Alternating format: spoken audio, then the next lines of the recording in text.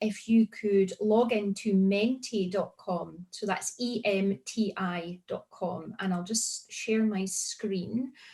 So hopefully it will allow me to, now, where is this? It will allow me to do this. Bear with me just 2 secs. Technological issues before we're even starting. Here we go. Right, there we go. How does this come back up now?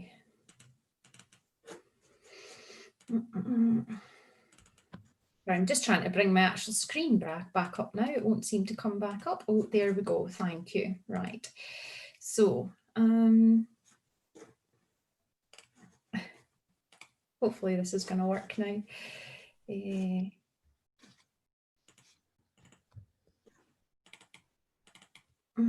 Doesn't seem to work now. Just bear with me, guys. Oh, your slides here, Vicky, if you want me to share it for you. Oh, it's okay. That's it. Grand. I think I've got it. Now, is everybody seeing this? Just to make sure, is everybody seeing a graph in front of them at the moment? Yeah. Now, if everybody goes to menti.com, and if you could please, I'll ask you for a code. If you could please put the following code in that's at the top of the page. 1930-84-8. Now, essentially, I would just like you to answer the question, if you can, on how you feel lockdown has impacted you. Okay. So we have quite a lot actually really heading into the moderate impact. Yeah.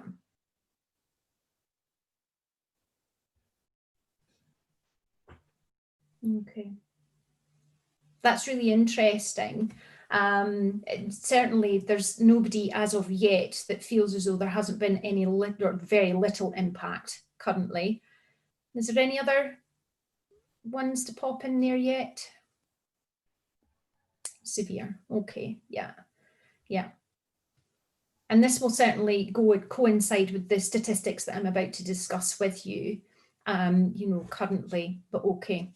Now, hopefully this will allow. Okay, so hopefully if you can maybe do a little refresh on your phone screen just there, or hopefully it'll change itself. It asks you to actually type in now, how has the pandemic impacted you? So maybe 1 or 2 words, maybe a short sentence on how you feel it's actually impacted you currently.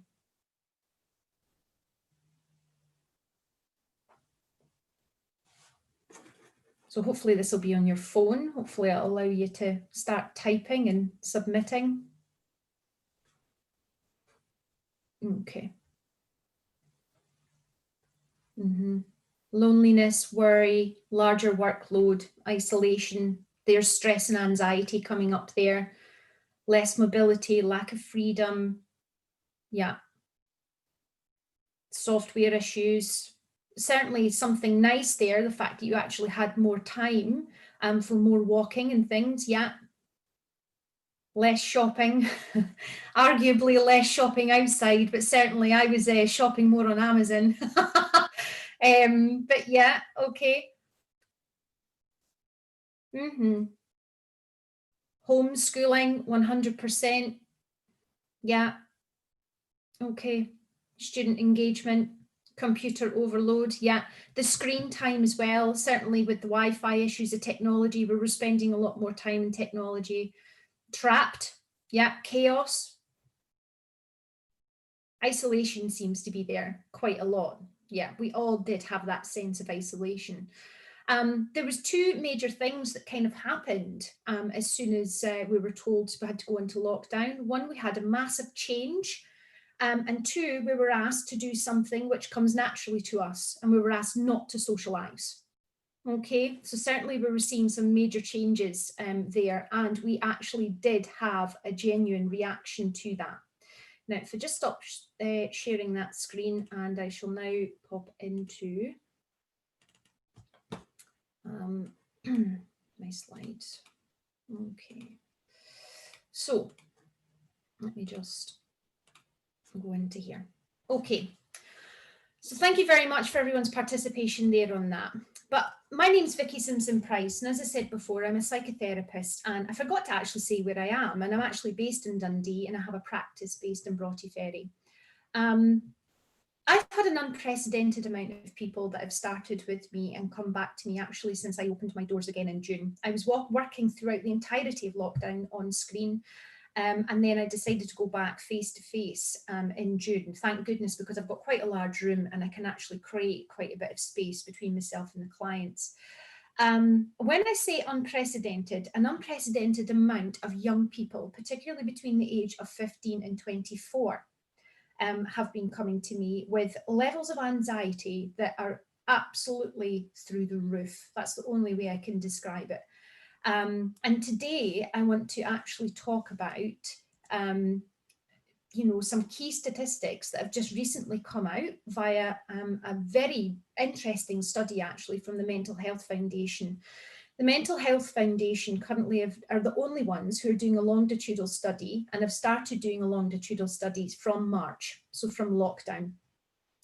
And they're doing it in waves, and the waves correspond to the months. Okay, so not only do they look at the UK as a whole, they're looking at England, Scotland, and Wales. And genuinely, I'm going to show you some key statistics from this so far. We're then going to discuss COVID and its particular stages within the grief states. Okay, so grief stages. We're actually currently all going through them, according to a gentleman called David Kessler, who's at the forefront of grief and an expert, essentially, in grief. And I'm going to discuss what the stages are and how it really is actually applied, particularly to COVID and this entire situation we're going through right now. I'm then going to discuss actually burnout and Unison statistics, particularly with actually being an educator, and how I foresee the pressures and worries that are building essentially to, I feel, a mass burnout state, particularly with educators. I certainly know Scott had mentioned the fact that, trying to deliver curriculum online, trying to deliver it differently, social norms have certainly changed with regards to that. And that's all adding pressure. We're in a big melting pot, to put a finer point on it. So just briefly to talk you through this, almost half of the population, so 49%, reported feeling worried and anxious in July this year. In August, that dropped just slightly to 45%. 22% of 18 to 24-year-olds reported feeling or having suicidal thoughts or feelings in June, okay, which is more than double that among UK adults. So that was just in June. However, this dropped slightly to 19% in August. And that can obviously be accountable to the fact of where we're allowed to move around a little bit more freely. Full-time students, 17% were more likely to report feelings of having suicidal thoughts in July. The seventh wave, which was conducted in August, showed these figures have remained steady. They're not changing. And when we look at the graph, actually, the trend certainly coming from the graph, we have people with mental health diagnosis sitting obviously at the highest with regards to coping, not feeling as though they're coping well at all. We then have unemployed, but then third, we have full-time students. They're genuinely feeling as though they're not coping very well. Coping with stress, as of April this year, 64% of the population stated that they were coping actually relatively well with the pandemic. I think we actually started to ease into it come April, arguably. However, in wave 7, we've seen a decline of 9% with coping abilities in general. And with young people, again, self-reported coping with stress declined by 8% again. I think this is obviously due to the unpredictability. We're again potentially looking at further restrictions and further lockdown. And obviously we've had a lot of young ones that have particularly started university, for instance, looking for that university experience.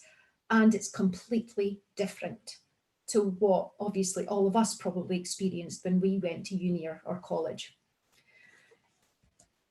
So I'm just going to bring you into kind of COVID and the particular grief stages. Now, for those of you who are not aware of the grief stages, this is actually a lovely little model to give you an idea, a Kubler-Ross model. And there's 5 stages predominantly that we talk about when we mention grief.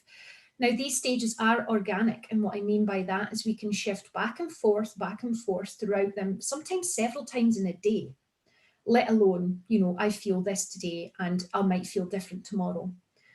We have denial, anger, depression, bargaining, and acceptance. And I don't know about you, but certainly from the start of lockdown up till now, I feel as though I have seesawed throughout these myself personally, let alone actually dealing with students and actual private clients that are going through this as well. So, for instance, I've just thought I'd give you a bit of pop art there, but generally the denial aspect with regards to COVID, you can't live your life in fear. It's not that big of a deal. It's just a flu. How many of us heard that in the beginning? As long as you wash your hands, you won't catch it. Then we had the anger phase. We've got many people, certainly I'm someone who loves to go to the States for my holidays. So it's like, for goodness sake, I wish I can travel. I wish we can open up. You can't make me wear a mask, stop taking away my rights, my freedoms. So these are the kind of things that everyone's speaking about and feeling currently. This is not the way I envisaged my life unfolding. How many of us have actually thought of that? I'm scared and sad, and certainly given the recent light again and the recent talks of the more restrictions, I'm quite sad, I think. I just feel as though there's a sense of loss. And that bargaining phase, what if we keep them apart? It's okay, we just won't go to restaurants or pubs and use tables. Okay, if we wear the masks, hopefully we'll get some sort of normality back. So it's just giving you an idea of essentially what's going through, the type of, stages that we're going through. This is stressful, and I use reliable medical science to make my decisions. So there's a sense of acceptance that's come about with this as well. The amount of people that have come to me and just said, well, this is the new normal, we just have to get used to it. But unfortunately, then in the same light, they're sitting there exceptionally anxious and not knowing what's coming next. That's what certainly I've been seeing, themes wise. So why grief? Essentially, it's how the world has changed. We're grieving a loss with regards to change. We don't like change as human beings. We really don't. We struggle with change. We like structure and we like routine. One way or another, we all have a little routine or structure that we stick to on a day-to-day basis. Our entire world has been pretty much turned upside down since all of this has happened. Restrictions equating to loss of freedom, loss of normalcy. Our ability to connect and have that social interaction has completely and utterly changed. Death of loved ones, obviously due to the virus, any of us that have obviously experienced that. And then we have what David Kessler had suggested, the anticipatory grief. So essentially we have that uncertainty regarding our future and its prospects. Now, often someone will feel that if they unfortunately end up having a dire diagnosis, for instance, they really don't particularly then have what you would say a future in which they can plan out. But now we're all kind of in the same boat. We're struggling to envisage a future or pave a direction. We actually don't know what's coming next. Nobody does. From a student's perspective, from early on, weirdly enough, within our education, we're always kind of asked, what do you want to be when you grow up? And effectively, most of us, one way or another, will work towards those goals, or at least have some form of direction. However, students within the education and latter high school years, and that's who I'm seeing predominantly coming into my practice, are showing exceptionally high levels of anxiety with this real fear of unknown. I've also had, unfortunately, a lot of young ones that have come my way whose parents have split up during lockdown, who fortunately had one little lad whose parents split up and he had an uncle that had committed suicide the week later during lockdown. There's a lot of layers to this that we're really seeing. A lot of socio-cultural issues and social norms have completely and utterly changed. From an educator's perspective, certainly we're worrying about what the future holds, not only for us, but for our students. How do we change? How do we evolve? And how do we move quickly? This is a forever changing situation, and this is causing anxiety, mass amounts of anxiety for us and stress. So anticipatory grief is basically showing us images, unfortunately, of a negative future, thus causing real apprehension. This leads me into what I would want to classify almost a burnout aspect. And I'm actually seeing it now. I'm seeing a lot of people coming my way suffering with burnout. Now, just to quickly run through, Unison Scotland done a big survey recently, well, in 2018, but since the last survey, which was conducted in 2016, it's been reported that very little has actually been done to change conditions for further education staff and what they actually have to contend with. Increased workload, staff shortages are among many issues which are causing an increase and obviously in the dire stress load. There's been 17% increase since 2016, so that takes us to 37% of staff having taken off sick due to workplace stress. 60% felt that workloads were high or extremely high. And to be honest with you, I think if we were going to do a survey now, I think that would be well and truly over the 70-75% now. 62% were concerned about their own workload and stress, with 56% suffering stress due to workloads. And unfortunately, 69% of those respondents felt as though their stress issues were not dealt with in a satisfactory way. What we're actually seeing now, however, is that we not only do we have that extra workload, which we've already mentioned, but actually we have extra guidelines that we have to follow as set out via the pandemic. We have our own feelings to contend with. We have the potential grief scenario that I've mentioned that we're potentially going through as well, not to mention having to devise new ways of delivering curriculum and learn new technologies and delivery methods in a very, very short space of time. So for those of you who are not aware of the differences between burnout and stress, the World Health Organization stipulate or say that, burnout is a syndrome which is a result of chronic workplace stress that has not been successfully managed. Burnout often stems from our job and is actually quite different from stress. Now, I actually see quite a lot of doctors, GPs and ER nurses that come into me with burnout. It's not necessarily a too much. What it is essentially I don't have any more. I can't give any more. I'm empty. It's a void feeling as opposed to feeling too much. Often stress, if it's too much, we can envisage that if we can get rid of this stress, we'll feel better. So that's usually a sign between the difference between stress and burnout. Burnout is a feeling of emptiness, unfortunately, being mentally exhausted, devoid of all motivation, unable to want to care anymore, just really lack of hope, positivity in your situation. And I just wanted to see if you actually seen the link here between that and anticipatory grief with the no future prospects, the loss of hope, etc. There is a clear link between the two. Certainly from staff members that I have spoken to throughout the college, I'm seeing this, I'm hearing it, and actually how they're coming across to me. They just feel as though they have and really are struggling in order to connect with their students, which I'll get to in a minute. But actually, on top of that, they're just feeling a bit flat, a bit voided. Some people even turn around and say they feel numb. So that's certainly something to watch out for.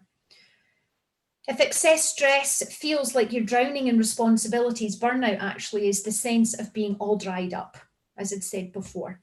It's a strange feeling, but it's certainly something I have genuinely felt myself many years ago, which actually led to me getting quite even physically unwell. I was quite susceptible to flus or colds and just generally feeling quite run down. So that's also something that even if you think you're not burnt out, listen to your body and watch out for the telltale signs. There is a connection, and I don't know if you're aware of the biopsychosocial approach and the model, but there is a connection that burnout actually hits all three. It hits the psychological, the social context, and the biological. Their physical signs are feeling tired, drained most of the time, even after a full night's sleep. Lowered immunity, frequent illnesses, as I'd said, frequent headaches, muscle pain, change in appetite, sleeping habits. So there's the kind of physical aspects of things. Emotional signs will have a sense of failure, self-doubt, loss of motivation, feeling helpless, trapped, defeated, increasingly cynical, negative outlook on life, If you're speaking to a member of staff or a colleague and you're just finding as though they're not their usual self, they're just really quite negative, you need to be kind of asking them, how are you? Are you genuinely doing okay? Do they seem detached? Do you feel detached? Are you feeling alone in the world? Which, when we done that Mentimeter just now, a lot of people mentioned loneliness. Decreased satisfaction, no sense of accomplishment. These are the type of things you need to be watching out for emotionally.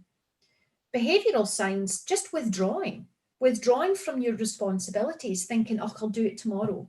Procrastination's one thing, but actually fully withdrawing from your responsibilities is something else. Using food, substances, alcohol to cope, isolating yourself from others. Now, I know we're told to isolate, but I'm talking about full shutdown, not even answering the phone to people. Taking out your frustrations on others, procrastinating at a big level, taking longer to get things done, and dare I say it, generally kind of skipping work or just not wanting to go into work. Now, these are all the signs that you need to look out for, not only with yourself, but for your colleagues as well. And ask them, genuinely ask, are you okay? Do you want to talk about it? Get them to open up. That's one of the main things that I keep saying. Sometimes it's nice to know that somebody actually cares, and just generally having someone touch base with you. So what's changed for educators then? Unfortunately, and I hate to be the bearer of bad news, but I do anticipate a steep rise in burnout for education staff, particularly kind of moving into the latter part of this year. The end of the day, we're away to move into winter, dark mornings, dark evenings. That does actually have an impact on us as well. Dealing with our own emotional reactions towards this pandemic, certainly one thing. As I'd said before, the increased workload over and above the norms, learning new ways to try and deliver the curriculum and learning technology. Sometimes I've spoken to some members of staff that just generally feel as though they're out of their depth on that aspect just now. Lack of student reciprocation over screens when delivering online. And certainly I know Christine had mentioned that it's like getting blood out of a stone sometimes, or certainly the new phenomena is when students don't really want to make eye contact or be on the screen. You're talking to a blank screen or a dark screen. I don't know how many of you have been lecturing or trying to connect with students and all you're doing is talking to a black screen.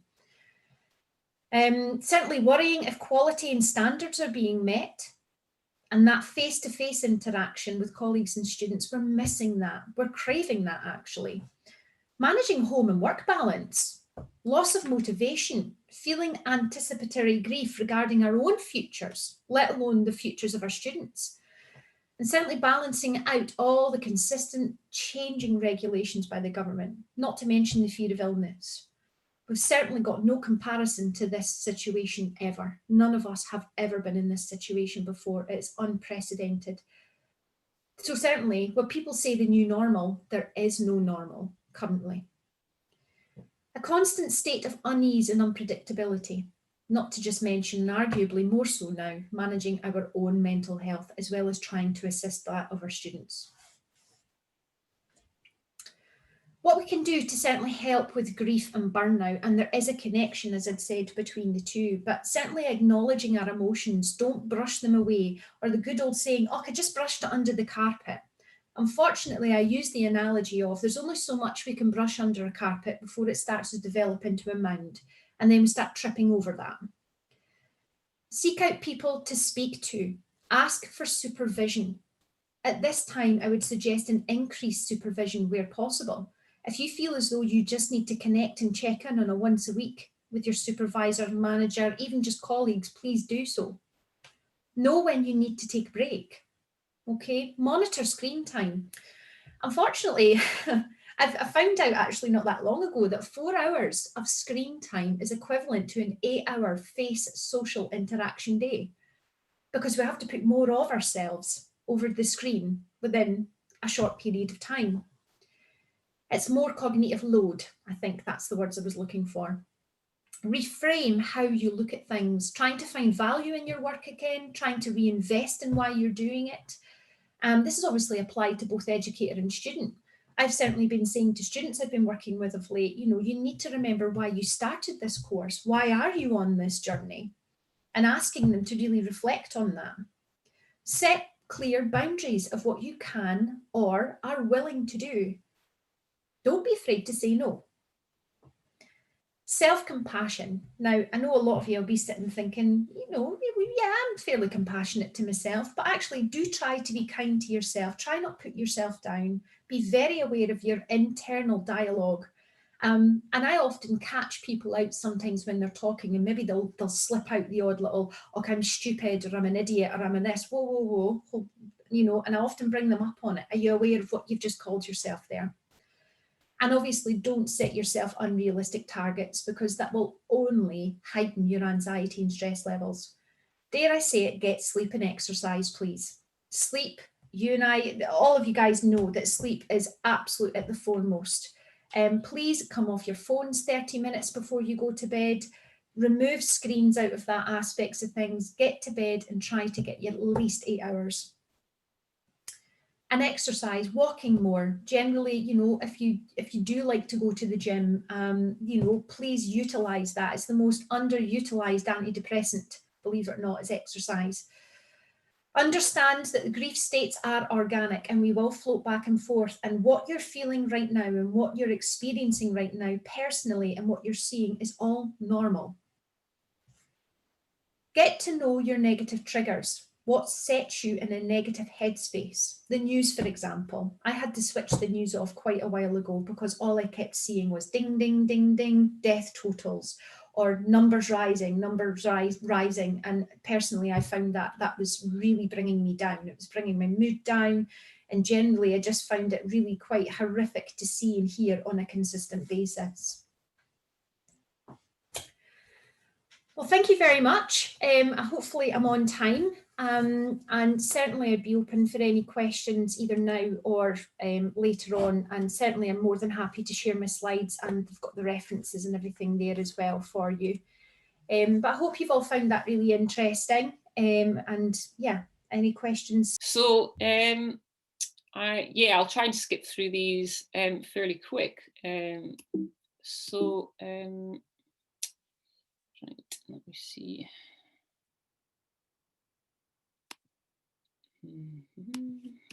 Oh, aha! It's being very slow in its. Oh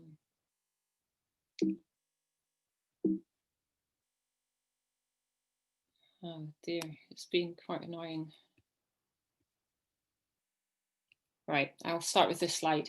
So I just wanted to go straight in here and show you some results of some studies. That was there's something that's gone slightly funny with the layout on this slide, but anyway, never mind. So yeah, there were quite a few studies. This is all pre-COVID. So there were studies that happened earlier this year and then in 2019. And basically what they were finding was that a large proportion of people in the UK, including Scotland, are experiencing stress and worry in relation to climate change. And this is often termed eco-anxiety, although strictly speaking, it's not just anxiety. So some people prefer to call it, distress, climate distress. So there's some research that was commissioned by the Triodos Bank last year. That was with 2,000 adults, and around a third said that they felt anxious because of the climate emergency. 29% said they felt overwhelmed, and this figure rose to 40% for young people aged 16 to 24.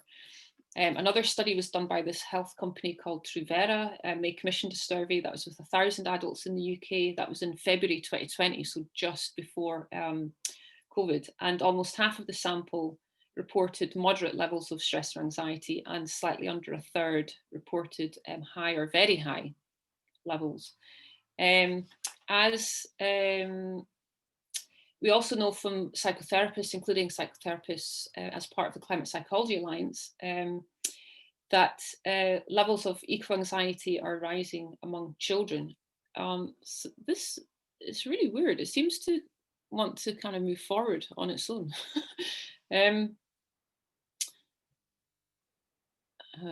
Anyway, I'm not quite sure how to stop it doing that, but anyway.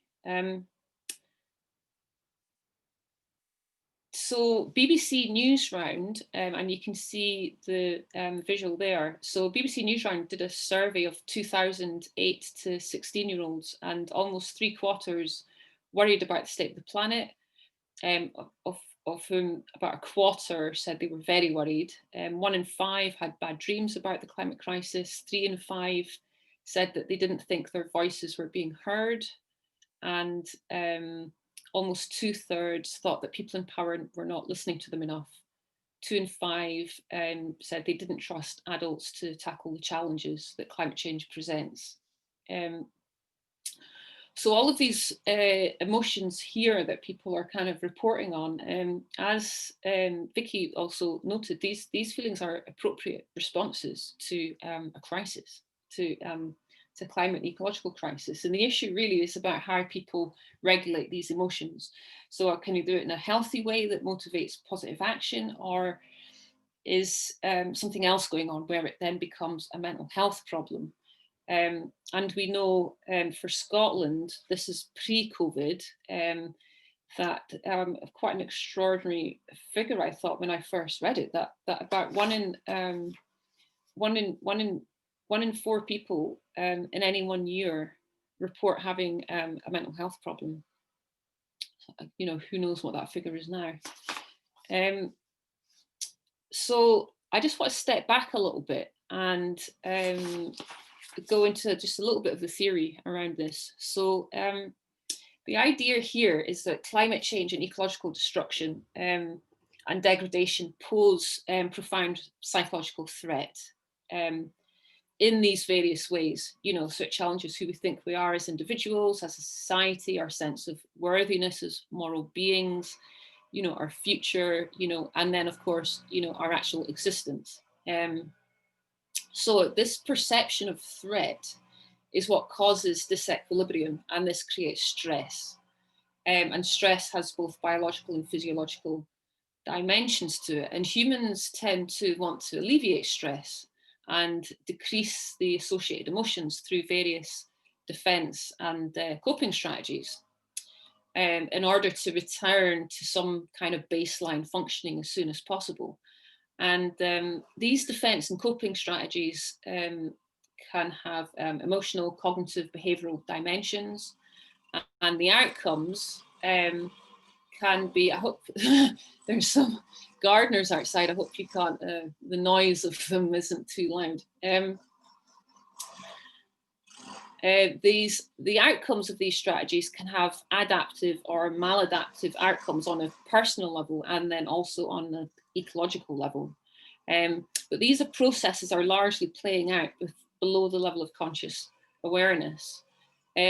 So we can look at here are a range of different types of coping strategies and defense mechanisms, which I've grouped. I've clustered in this way, drawing on kind of lots of different literature. And so the idea of having kind of maladaptive strategies, you know, why would we do that? Well, there are benefits, basically, because these maladaptive strategies here, they defend us against having to feel difficult feelings. They protect us from having to take responsibility, having to take significant action. They might be a way to enhance our sense of self-esteem. They protect our sense of self. They might be things which are, in the case of diversionary activity, things which mollify guilt. It's a form of absolution, so it helps us defend against any sense of helplessness or hopelessness. It reasserts a sense of being in control, you know, but the actual actions might be, you know, as we see here, things which are just minor or kind of displaced. But they're attractive, right? So we can see how it's tempting that we could fall into one of these because there are benefits. In terms of adaptive strategies, these coping strategies help us to adjust to the reality of the situation. And they stimulate actions that are appropriate and proportional. And what we're particularly interested in here is around emotion regulation. So how do we engage with and work through these difficult emotions rather than, as we saw in the maladaptive thing, you know, just suppressing or avoiding them. because what I found in my own research when I was doing my PhD was that even people with strong pro-environmental values have a tendency to want to suppress difficult emotions about climate and ecological crisis out of a fear that they will get stuck in these emotions and be unable to function. And clearly some people may well get stuck in them and be unable to function.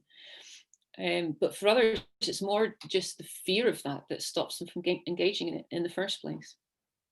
But these emotions are, they have a purpose, right? Emotions are not a kind of evolutionary mistake. They exist for a reason. They give us information. So they direct our attention, they guide our behavior.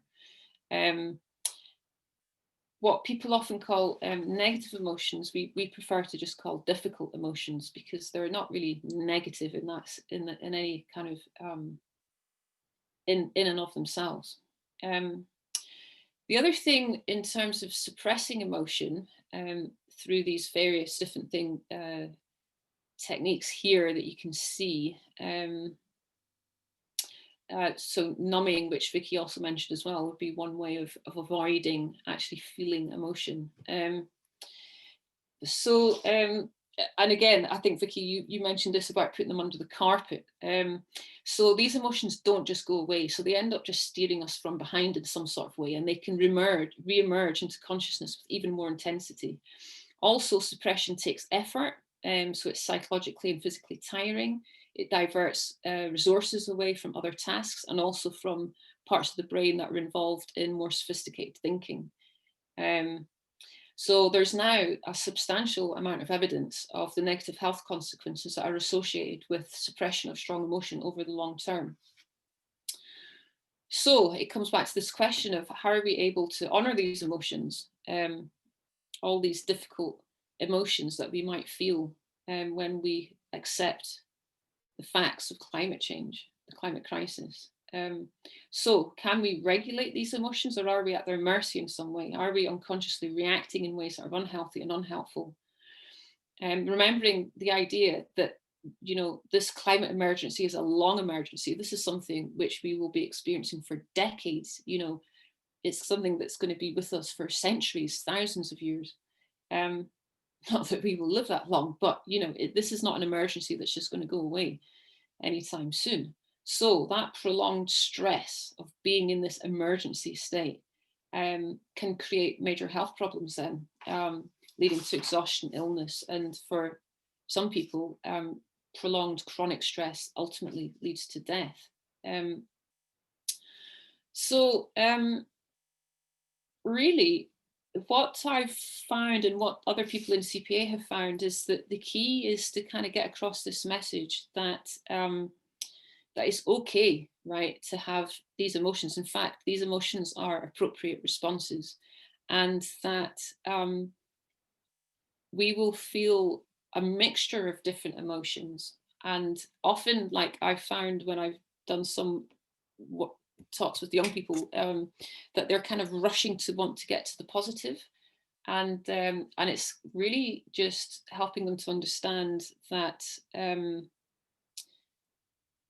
it's okay to feel the difficult emotions as well as the so-called positive emotions at the same time, to make space for that. And in the CPA, one of the first steps really that people who provide therapeutic support, whether that's to children or adults, is to actually just listen to how they're feeling, so they feel heard. Because often people with these emotions feel like they're alone, they're isolated, they can't talk about it to their friends and family because maybe they think that they don't share those emotions as well. Maybe they think they don't feel as strongly about the risks of climate change. But we know from the research, which I just showed you, that actually a large proportion of people in this country are feeling those emotions and are thinking those thoughts. But we don't actually have a culture. There are no social norms in this country yet, where we can really talk about these things. openly and express how we feel and work through it in a way that's healthy. So really, that's just kind of part of the message, really, which I think I just want to end on it, which is that inner conflict is part of what it means to be human, and that all of us face these ethical dilemmas with when we think about climate action and what climate crisis means for us in our lives. And we all experience conflicting emotions as well. And all of us, to some extent, at particular moments, are in a state of being at least partly in denial. And we're unconsciously defending ourselves against the pain and the fear of it. And so another message is that none of us are completely right or completely wrong in the way that we're responding. And that realization can bring a sense of humility. And it's from that place of humility that helps us to relate to one another with more compassion and more forgiveness. Because often I think things can become very kind of us and them as well, you know, in this kind of debate. So I've sort of just, I think that's kind of all that I really want to say.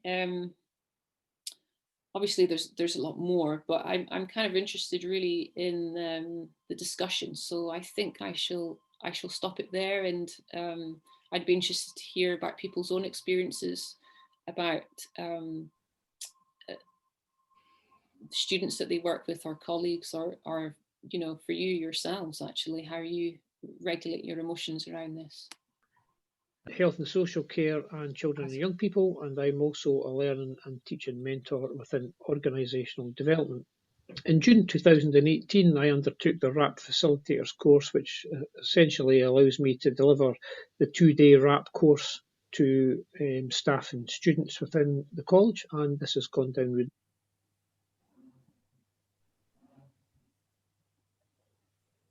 well.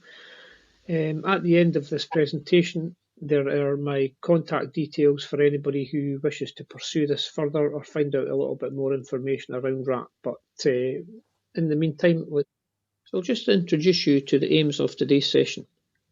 I'm going to introduce you to what is RAP. I'm going to discuss Part A, the key concepts of recovery. Part B and C is RAP itself, and finishing off with my contact details for those who might want to pursue this a little bit further after this session. Just before we start, I thought I might scene set a little bit with a couple of statistics that have came through around university students. So students starting university this autumn could face feelings of anxiety, isolation and loneliness because of COVID-19. 73% of university applicants are worried about the negative impact of COVID-19 on university social life, with 67% concerned about the loss of face-to-face teaching. Figures show that a 47% increase in students trying to access mental health support services within your institutions. So at this point, it'd probably be pertinent to introduce you to RAP and tell you a little bit about what it is. RAP, otherwise known as the Wellness Recovery Action Plan, is a structured self-management personalised system which is born out and rooted in the principle of self-determination. Working with RAP can help individuals monitor uncomfortable and distressing symptoms, and through planned responses reduce or modify or even at times eliminate those symptoms. The benefits of RAP are fourfold really. They decrease and prevent intrusive or troubling feelings and behaviours. They can increase personal empowerment. They can improve the overall quality of the person's life and help us achieve life goals and dreams. Okay, so what is RAP? RAP was developed by Mary Ellen Copeland in the 1970s, and it came across to the UK in the late 90s, early 2000s. In the region that I work in, Dundee and Angus, it's safe to say that Angus region especially, RAP is the most widely used tool with service users in Scotland. It's been really successful, used by the mental health services up in Angus with incredible results. So it's a really powerful tool, and hopefully by the end of this presentation you can appreciate how successful it could be in changing and transforming people's lives.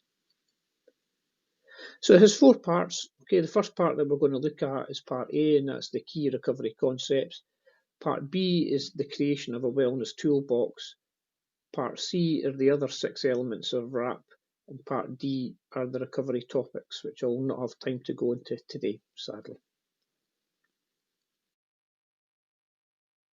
Okay, so Part A around WRAP is being an expert on yourself. Nobody knows you like you know yourself, and that is the key to building a successful WRAP. A strong foundation is understanding the key concepts of recovery.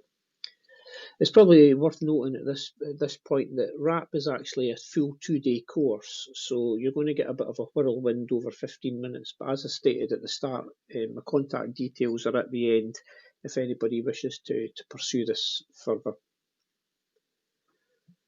So the first key concept of recovery is hope.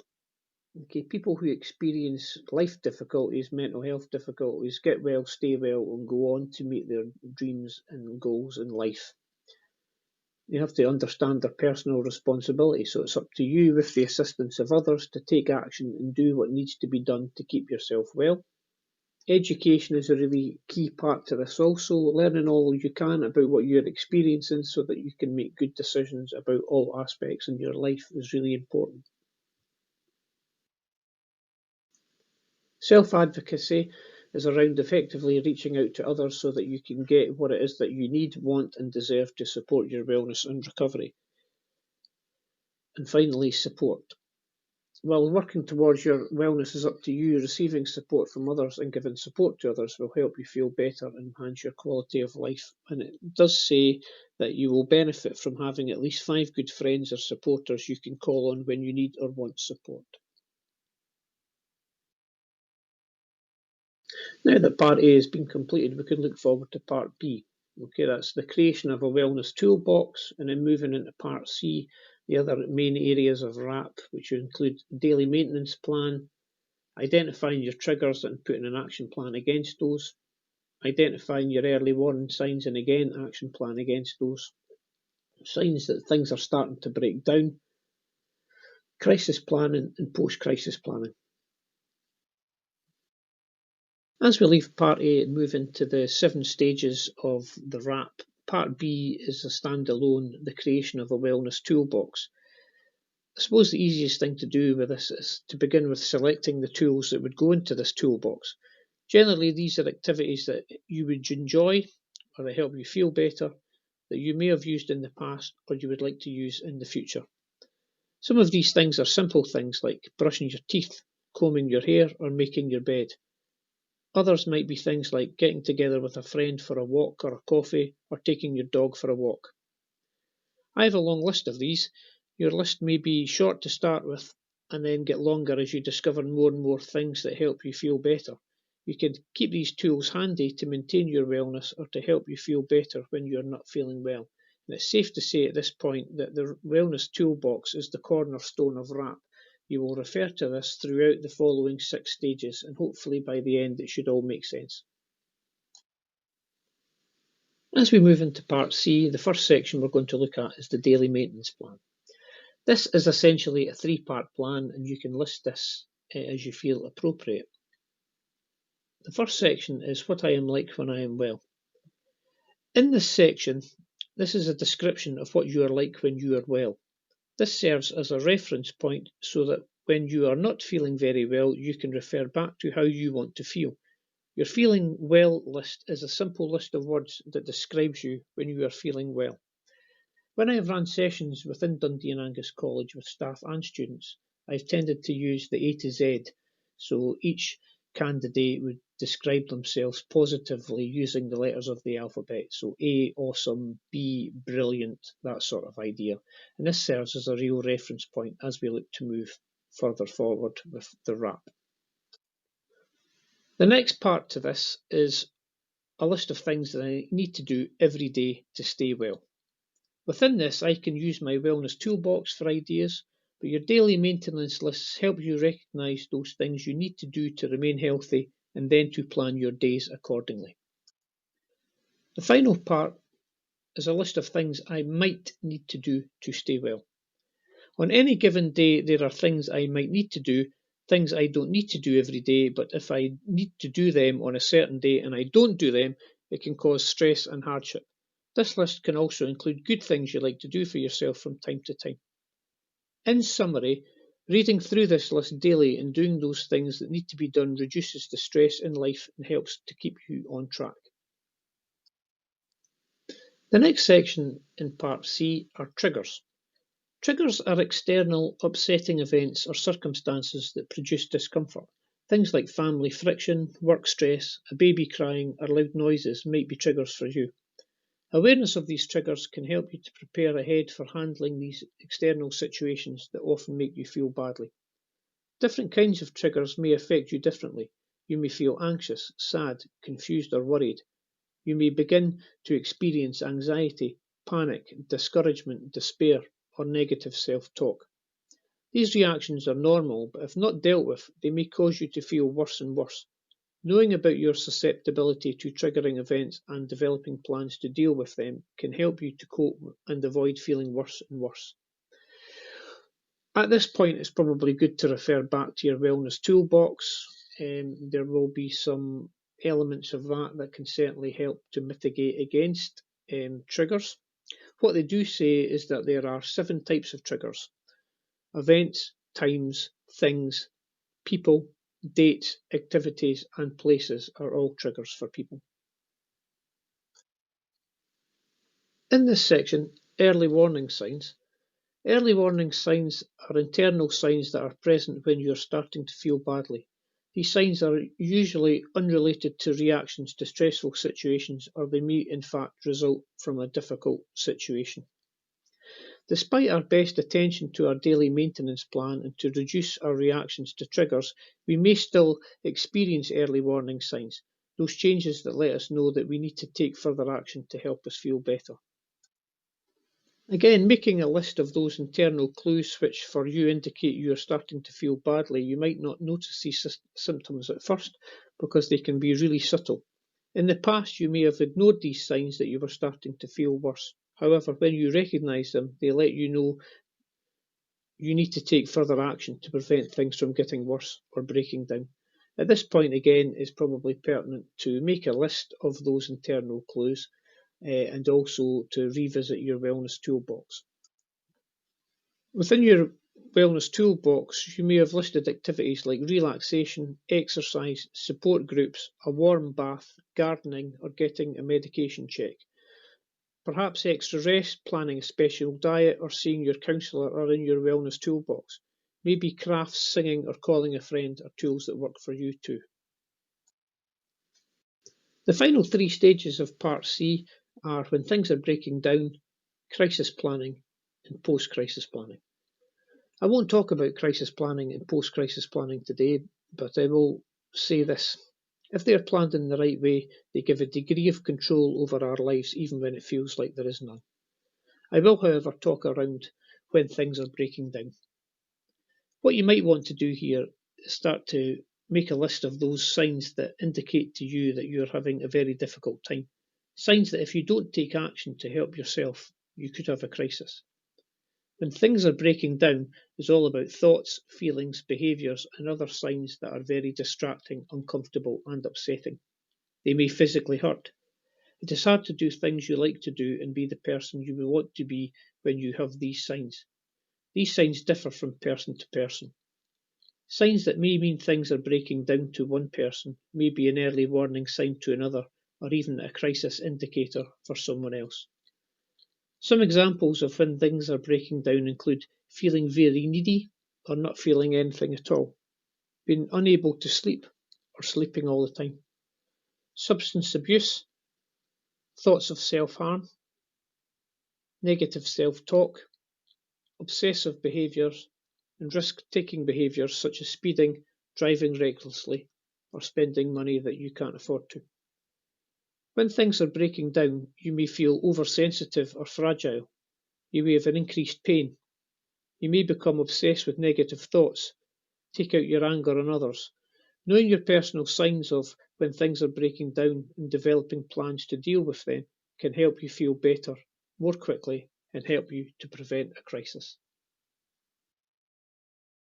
Just as I look to bring it all together, I would just like to thank you for your time. And as I said at the start, if anybody's interested in pursuing this or investigating this further, then please email me on b.carmichael@dundeeandangus.ac.uk. I'd be more than happy to chat with you.